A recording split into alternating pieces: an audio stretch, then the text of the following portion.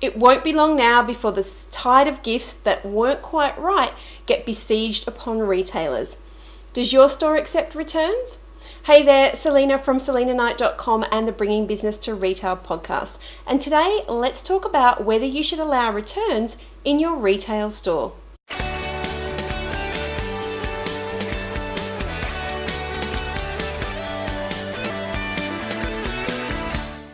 First off, let's get the legality sorted.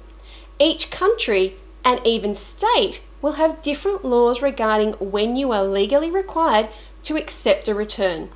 Generally, these revolve around instances such as when an item is faulty, it's not as described, or it's not fit for the purpose it was marketed for. But what about when a customer just changes their mind? Perhaps they've picked up the wrong size for that I only see her once a year niece, or you got a yellow one, when everyone knows that yellow just makes you look washed out.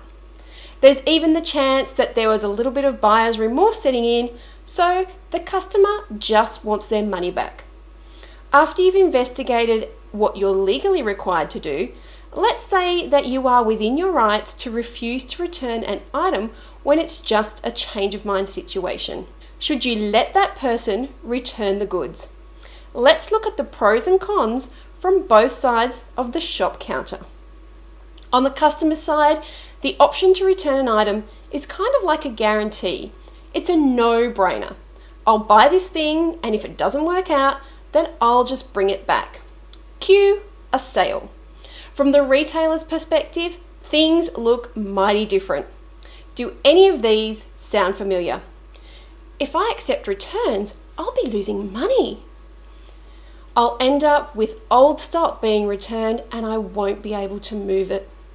Processing returns is a logistical and accounting nightmare. You know what? I've heard them all, plus a whole bunch of others. This week's download is my e-guide on how to reduce your product returns, and in it, I give you the process that you should implement in order to reduce the number of products that get returned to your store. If you're listening on a mobile device, simply click the button that says Get Your How to Reduce Product Returns e-guide, or I've got a snazzy new feature. If you're in the US, you can grab a copy by texting retail24 to 33444 and I will send it your way. At the end of the day, you own and run your retail store, so you get to say what the rules are. Whether you choose to accept change of mind returns or not, it's up to you. You just need to ensure that you stick to the choice that you make. If you found this information useful, come and join the Bringing Business to Retail community, where a bunch of retailers chatting all things business from around the world. Best of all, it's free.